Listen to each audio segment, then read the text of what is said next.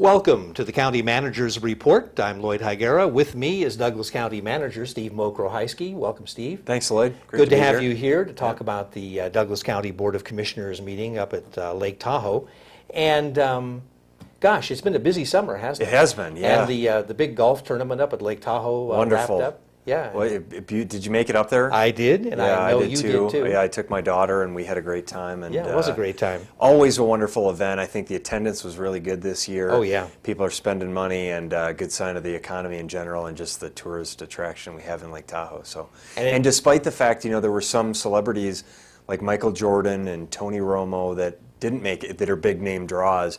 They didn't make it this year. Right. Yet they still had a lot of fan participation and folks there, so that was great. My only disappointment is that Charles Barkley didn't play. He Right. was there. Yeah. Well, that also meant you didn't get hit by a golf ball. That's right. An errant golf ball, right? That's right.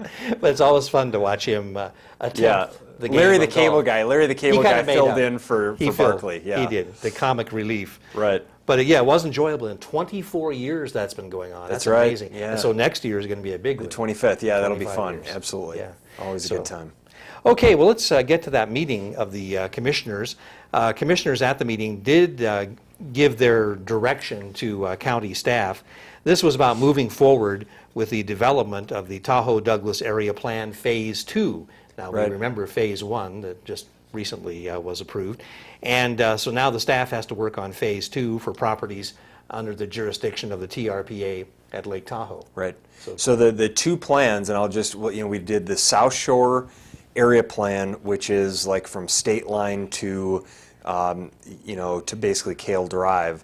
And that, we took forward in a more aggressive timeline because there'd been a lot of visioning work that had taken place. If you recall, we've talked over the past couple of years about the South Shore Vision, and we showed those pictures of the renderings of what the South Shore State Line Casino Corridor could look like with redevelopment and mixed use and open plazas, streetscapes and landscaping, all these things to really open up for a more pedestrian-friendly environment. Because of all that visioning work that's been done in the South Shore, we were able to move forward the South Shore Area Plan more quickly because a lot of that groundwork had been done.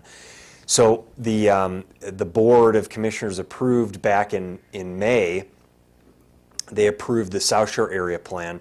It's now gone through several committee meetings at TRPA, and we anticipate it'll go to the TRPA Governing Board in August for ultimate adoption. Our plan had been for TRPA to adopt the South Shore Area Plan in July, but that's kind of been delayed as a request from some of the committees and some of the environmental groups that have participated. So that's pushed our process on the second phase of the area plan out a little bit. So the discussion that we had with the board at this meeting in July at the lake was to talk about this second area plan, what we're calling the Tahoe-Douglas area plan for the rest of the area in Douglas County and the Tahoe Basin outside of that South Shore State Line Casino Core area. And really the discussion centered around the process that we should go through, the public process we should go through, and the timing. We have a code that requires that allows only twice a year you can bring forward a master plan amendment. You can bring it forward to the Planning Commission in April and to the board in May, and then again in September and October. So twice a year we allow that to happen, master plan amendments.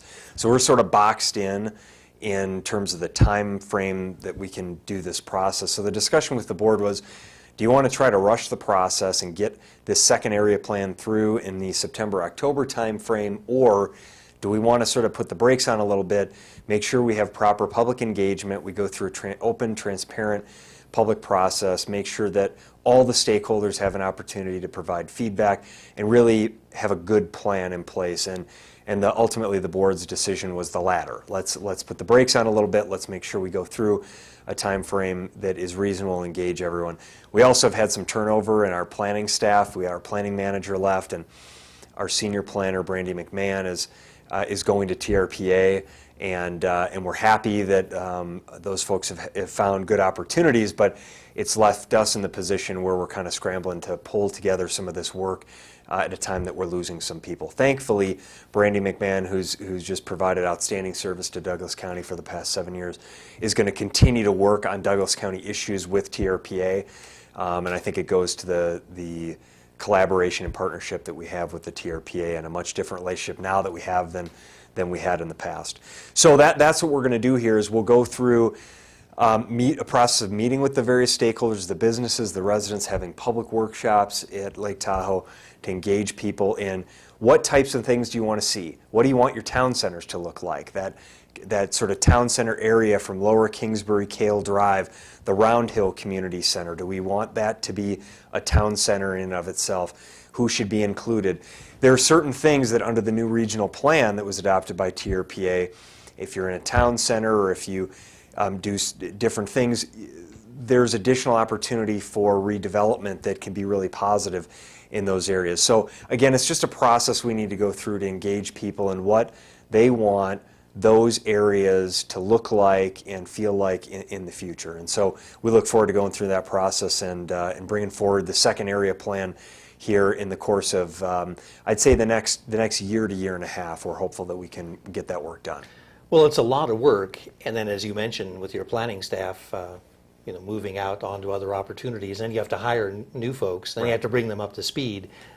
This could be very challenging. Yeah, and it's the reality. When you have good people in an organization, Sure. and then opportunities open up for them, and sometimes you have transition. Thankfully, we have good staff, and we do succession planning, and so we'll be able to manage that loss. But absolutely, there's some challenges in the short term there, but long term, we continue to make really strong progress in Lake Tahoe, and between the adoption of the regional plan and then these area plans moving forward, Douglas County still is the first public entity in the Tahoe Basin to put forward an area plan on the Nevada or the California side. So we're moving ahead. We are the leaders in this area, and we'll continue to do that with this second phase area plan. Okay, so you have your marching orders now. We do. Now. And what we did commit to the board on this is that we'll come back and do at least quarterly updates for the board and the public. So look forward to additional updates on this second area plan in the coming months. Okay.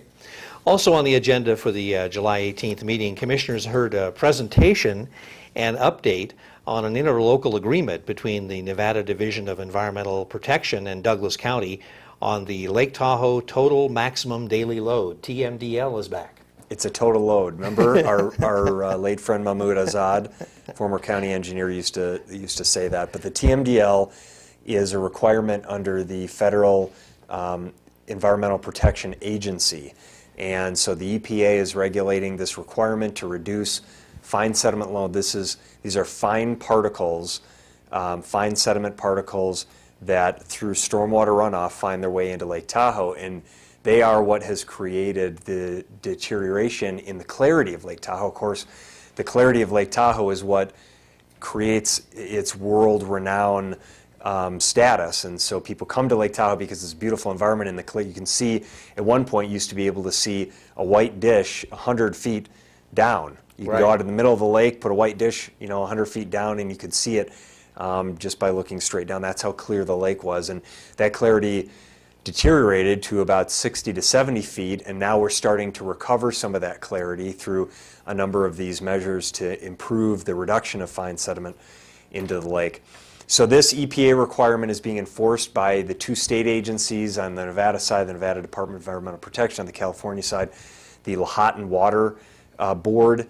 And thankfully, on the Nevada side, NDEP, the Governor Sandoval, and the state agency and NDEP have been wonderful to work with. Their approach, as is typical in Nevada, has been one of collaboration and in creating incentives to make progress rather than punishing. And I think what you see, the result of that approach as compared to on the California side, where they're pursuing fines and punishments.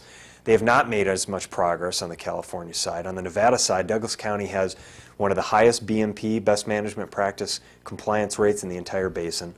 We have 18% of the Lake Tahoe shoreline, but only 3% of the fine sediment load finds its way into Lake Tahoe from Douglas County. So while we have a big portion of the lake, a very small portion of that fine sediment is generated from the Douglas County area. So we have a strong record in Douglas County of environmental protection, of creating stormwater management improvements, of reducing fine sediment, and improving the clarity of the lake, and we will continue to do that. It's one of the reasons why we've tried to work with the environmental agencies, the League to Save Lake Tahoe and others, to say, you really need to support our area plans that we just talked about and the regional plan, because we want to redevelop the built environment, and through that redevelopment we can create additional efficiencies, energy efficiencies, stormwater efficiencies, and actually improve the natural environment. So all of these things are tied together. On the TMDL plan, we have requirements from the EPA and NDEP to reduce stormwater loads that generate from Douglas County by a certain percentage, and there are trigger years over the next 5, 10, 15, 20 years. And thankfully, we've met the first trigger, and we've already met the load reduction that's required for that first date. But the next step is, and we have a plan that we've developed, there's been a lot of analysis, and there's been a plan that's developed, a lot of investment from the private sector, companies or organizations like Edgewood Companies and the Edgewood Tahoe Golf Course that have a huge positive impact on the amount of fine sediment that find their way into Lake Tahoe. Because of all the streams that go through the golf course at the Edgewood Tahoe Golf Course, they collect a lot of that fine sediment from actually finding its way into Lake Tahoe. So while some people think golf courses are not good for the environment, in this case the Edgewood Tahoe Golf Course is extremely beneficial to the natural environment and to the clarity of Lake Tahoe. So private sector investments have really been significant in improving the environment, and public sector, millions of dollars that have gone in from grant funds and Douglas County funds to invest in stormwater improvements, again, to reduce this fine sediment load. So we have a good track record, we have a good process, and projects that we've implemented will continue on this path. The next step then will be on the August 15th board meeting.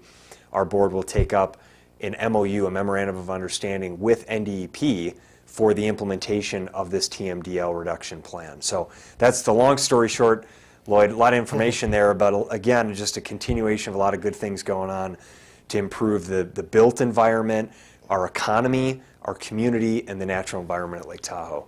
Well, from what you said, it sounds like Douglas County is ahead of the curve as far as reducing that sediment going into the lake right now. Yeah. I guess the idea is to stay ahead of the curve? That's right. And you know, I should say Washoe County is doing really well too.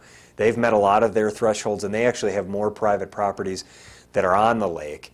And so they're doing really well. And again, I think it goes to the approach that we've had in Nevada and the approach that we've had in Douglas County of really partnering with other public and private entities and caring about our natural environment. We care about it at Lake Tahoe, we care about it in the Carson Valley. That's why we have a lands bill that we've spent almost 5 years developing and still isn't adopted yet, but we're trying to create a legacy for our community to preserve the natural beauty that we have, put development where development should be, and redevelop those downtown Main Street environments. Okay. Also on the agenda, commissioners did introduce an ordinance amending the Douglas County Code. They adopted revisions to the International Building Code, International Residential Code, Uniform Mechanical Building Code, Uniform Plumbing Code, National Electrical Code, and the International Energy Conservation Code. Sounds like updates to me. That's right. This is one of the, we do a number of these things when state law changes or federal law or these state and national standards change, then we'll go back and adjust our code. The last time we amended our code for these building requirements was in 2007. So it's been about 6 years, and this is a cleanup item, you know, to make all those adjustments that you talked about. It's an ordinance change, so it'll come back for a second reading, I believe on August 1st, and so we'll have additional discussion. Our staff is going to provide some additional analysis and clarification on the changes. So yeah, a good cleanup item here. It sounds like a lot of work. Who reads all those codes? Well, these are contractors, builders, you know, our staff, of course. We're in we have to enforce these regulations that are adopted. And I should say, you know, in some cases, the regulations that are being adopted are may pose some challenges for the building community because it's additional requirements that are now being required, things like sprinklers in homes, the number of sprinklers and types of homes and where they have to go, that create an additional requirement and cost oftentimes for them. We have a responsibility in Douglas County to adopt those if they've been adopted at a higher level of government and then to enforce them. But again, we try to work with our business community to help them understand these changes and help them implement them in a reasonable time frame. Okay. Also, commissioners appointed former Douglas County Commissioner Mike Olson to the Senior Services Advisory Council. And of course, the spotlight's going to be on this council a lot more with the new, well, it is on it. That's with right. The new senior center and community center being built. That's right, and we had a vacancy on the Senior Services Advisory Council. We had an individual who resigned their post in the middle of the term, and so we opened it up, and we had several applicants. I think 6. We had 5 or 6 applicants. Mike Olson, all outstanding people who submitted applications. Mike Olson, our former commissioner, had, after he left office, had expressed an interest in serving on this advisory council. He deferred being appointed the last time that there were openings on the board because he wanted to allow other people to continue their service there. But given this vacancy, and I think the board was very mindful of Mike's advocacy for seniors, his passion for seniors, his passion for the community and senior center, and they unanimously approved his nomination to the Senior Service Advisory Council. So Mike's a great guy, and he will do, I think, a wonderful job on this council. Oh, he'll be a good addition for sure. Commissioners approved a request from Tombstone Tap and Grill in Genoa for a special event entertainment endorsement application, and this seems like this particular request came out of some confusion about the newly rewritten liquor code, and so I guess, is it back to the drawing board for that, or?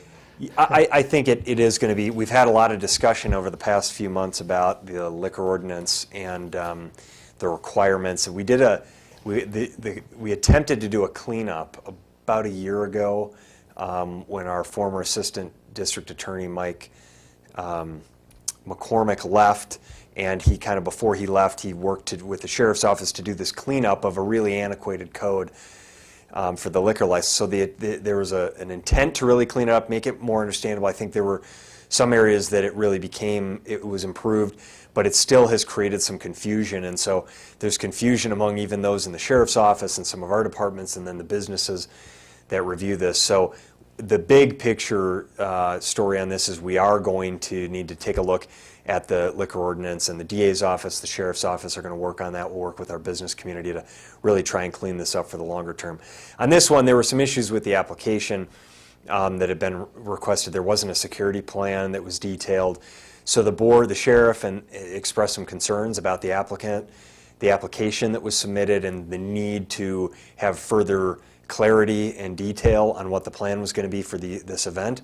The applicant committed to doing that, following up with the sheriff on that. The board made it clear they expected that these things were going to happen, but they agreed to approve the application because of some of the confusion there, and they understand that the business was going to work to get it rectified. So the request was approved, but again, we are going to need to take a look at our liquor code, because there's particularly the outdoor the live entertainment endorsement, these outdoor music type events that are not major events where you're having 500 people, but maybe 100 to 200 people, smaller type live entertainment. We like to allow businesses to do that because it draws people in. They can, they spend money and the businesses thrive, and it's a good attraction for folks, but the code restricts the number that you can have each year, and that's somewhat a function of the fact that a lot of these places are in neighborhoods, and we're trying to be respectful of the residences that live around there. So there's a balance that we need to strike there. So we'll come back and attempt to do some additional cleanup here. So we'll be hearing more about this one. We'll talk about this one more, Lloyd. Okay. That pretty much takes care of the July 18th meeting. And do we have a preview yet of the upcoming August? We do. one? August 1st meeting, yeah. We're going to have an update from the Friends of the Dangberg Home Ranch on the status of operations at the home ranch. We'll have A lengthy update from East Fork Fire Chief Carlini related to the Bison fire. We wanted to have kind of a recap and a debriefing with the board and the public about that, and I'll provide you some additional information about that fire here in a minute. There is a request from the town of Gardnerville to make some amendments to Douglas County Code related to garbage and trash collection within the town of Gardnerville. I'm sure you're familiar with that, Lloyd, having served on the town board there. Sale of an airport building, a building we acquired as a course of lease default and bankruptcy, so additional tax revenue and revenue for the airport that will come as a result of that. We're going to have a discussion about the Sierra Country Estates water system. This will be an interesting one because, as we've talked with previous private water systems that have sought to have the county take them over, that's what we're looking at here. Sierra Country Estates has a failed or a challenged water system that has gone from private, and now they're requesting that the county take them over. We're going to have that discussion about what would be required for us to do that. And then some zoning map adjustments, the Five Creek, adoption of the Five Creek discussion we've had in the past, some easement discussions, a tentative subdivision map for Edgewood Companies, and the East Fork Fire and Paramedic Districts contracts for the firefighters and the battalion chiefs. So we have a rather lengthy meeting on August 1st and look forward to taking care of the people's business at that time. Okay. We have a little time left over, and I thought maybe we could talk about the recent fire. Mm-hmm. The fire season, of course, is well underway, and we have had really a large, major fire in our area this fire season in the Pine Nut Mountains, the Bison fire, and it caused a great deal of damage and also a great deal of concern.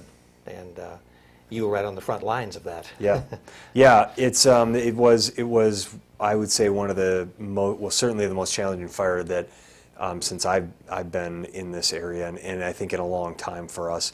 The good news is for us now, the Bison fire is 100% contained. That is thanks to the tireless efforts of our public safety personnel, numerous county staff, state and federal agencies, our residents and other regional partners who all really worked hard and countless hours to fight that fire and deal with all those issues. But the statistics, Lloyd, over 24,000 acres burned on this fire.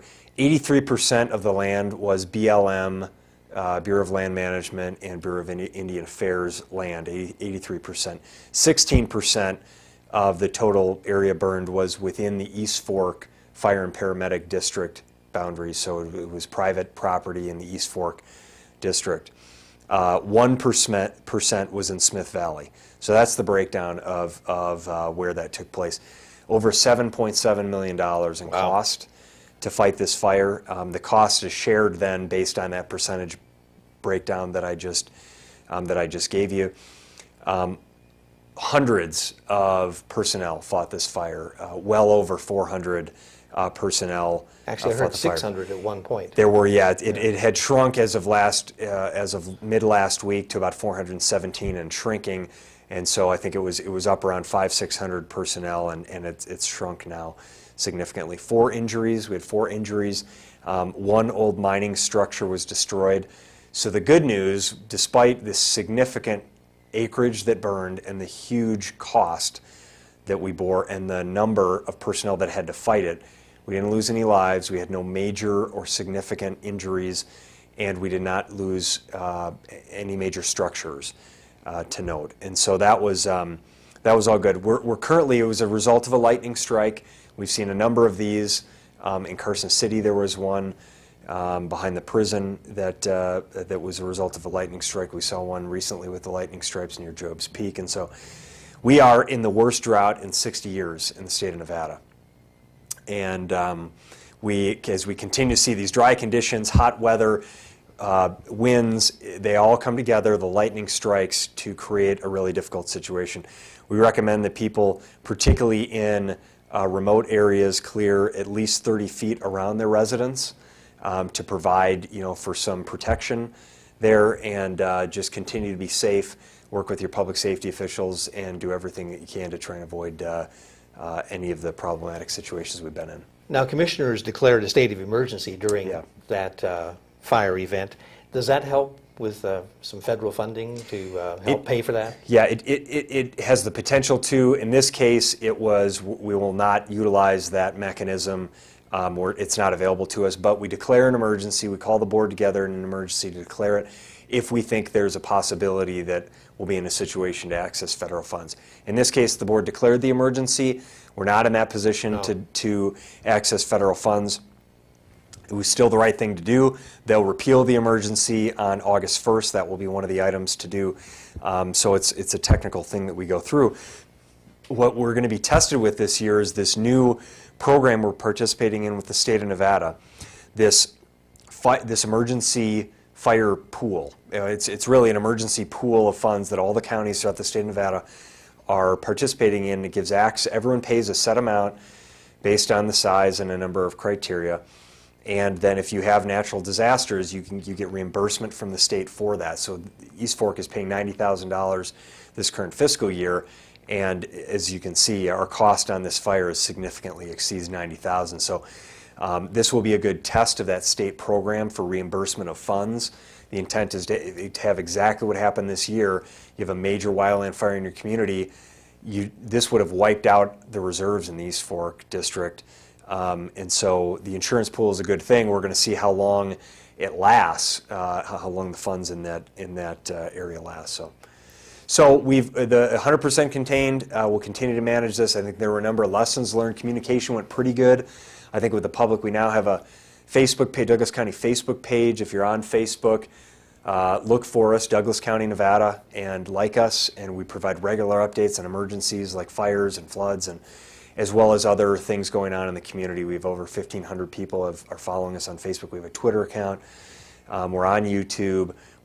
If you go on our website, douglascountynv.gov, and you can sign up for emergency alerts. So anytime we post an alert, whether it's a law enforcement or natural disaster type alert, you can get a text message or an email, and you can check our website for those updates. So we're trying to do everything we can to notify and communicate and engage the community anytime that you need to be aware of a major incident going on. We've only got a couple minutes left. I don't know if we have enough time to do it justice, but the Valley Visioning has been going on. Yeah. And maybe could you give us maybe a minute or so update on how that's going? Yeah, and this is, we've talked a lot about what's going on in Genoa and the revitalization of the Main Street in Genoa. That was a result of a vision that was created in Genoa. We talked about the south shore of Lake Tahoe and all the progress we're making to create a plan and move forward with redevelopment there. That was the result of a vision process we went through.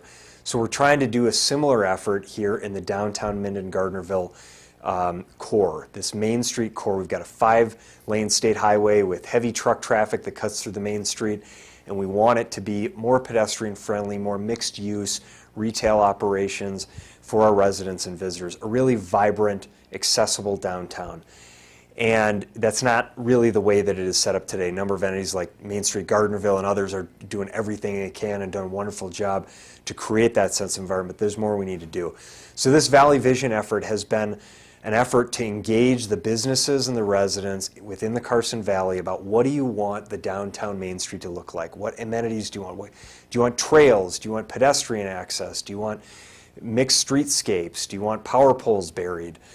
Do you want realignment of traffic? What are the main kind of branding themes and amenities that we want for our downtown area, just like we did in Genoa and just like we did in the South Shore? So that's the process we've gone through. We planned for our kickoff, and we've sort of had these public workshops and unveiled some of the preliminary information we've collected from the community already, and we will have a big unveiling at the Critical Issues Conference at the end of September.